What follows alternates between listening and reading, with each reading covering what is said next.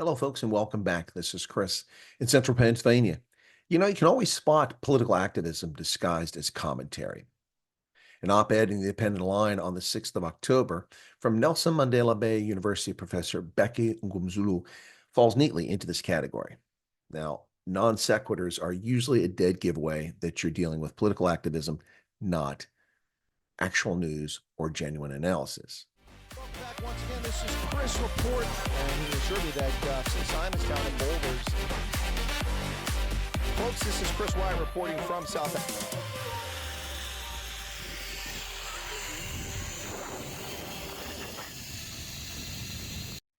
In his article, he says, the United Africans Transformation Party pulled out of the coalition after the announcement of the 7th Administration Cabinet, which excluded them.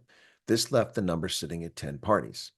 And a party that rallied a whopping 35,679 voters out of 16,076,719 to its banner, and then tossed its toys out of the pram when its lone member in parliament did not get a ministerial post? We supposed to take this seriously? What does it have to do with the story you're trying to write here? Now, the purpose of including this trivial point by the author is to imply that there are already problems in the government of national unity without stating it. He goes on, given its 40% performance or 159 seats in the national government after the May general election, the ANC became the majority party. No, actually, the African National Congress is a plurality party, not a majority party. You see, you need 50 plus 1 to be a majority. Language, words matter, especially when they're coming from a Nelson Mandela Bay University political science professor with 7 degrees. Interesting how that was missed. It's plurality, not majority.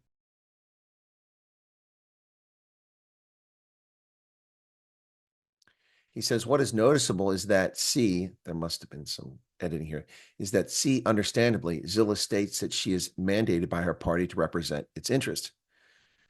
Perhaps there is an editing error, as I said, or a cut and paste issue here. The sentence makes no sense.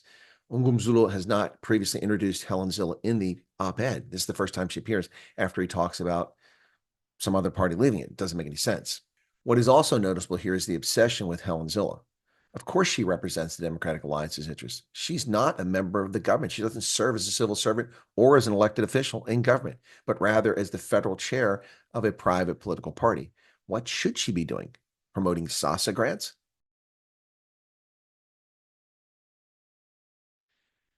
He goes on. Secondly, Zille made huge demands for ministerial positions in the multi-party coalition government, which would have left other coalition partners only eating the crumbles after the ANC and the DA had taken all key ministries.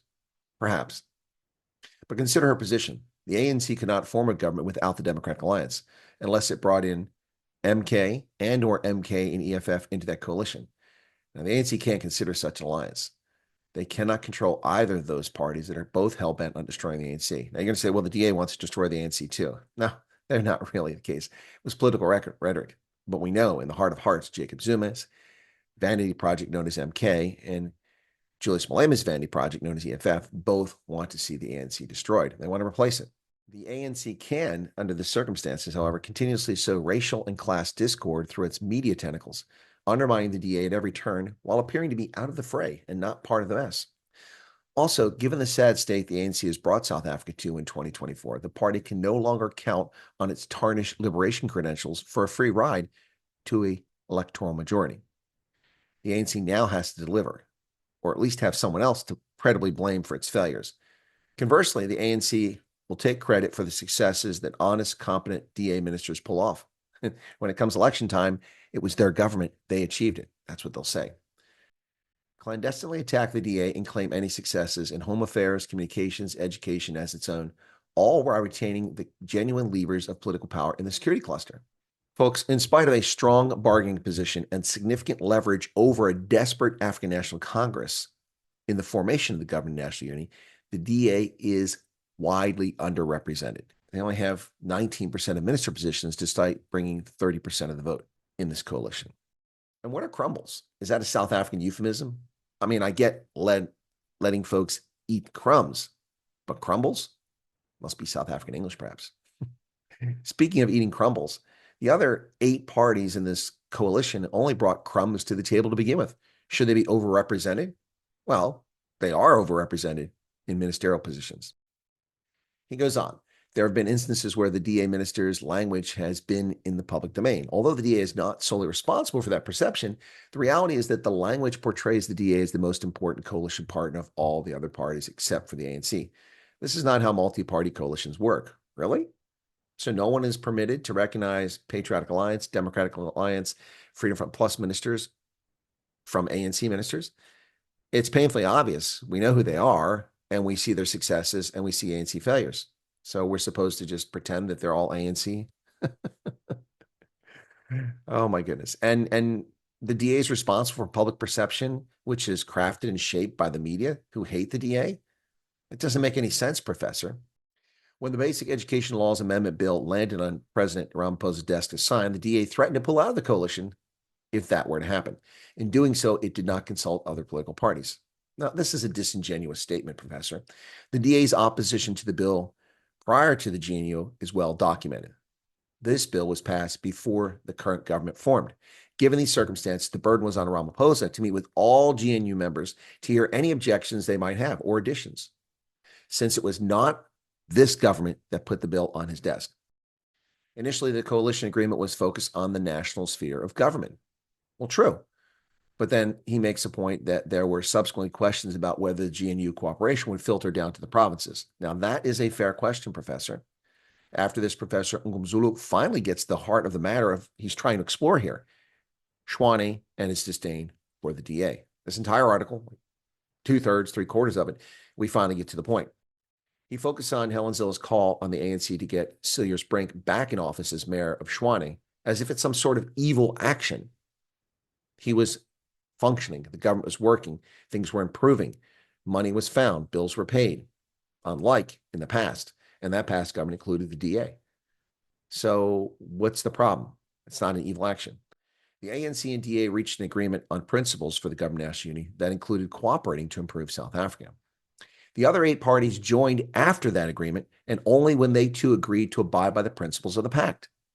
As the 2 largest partners by a country mile in this government, it's natural for the ANC and the DA to be active, vocal, and in the public eye.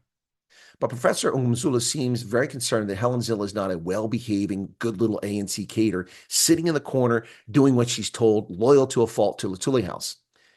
And folks, therein lies the crux of the issue.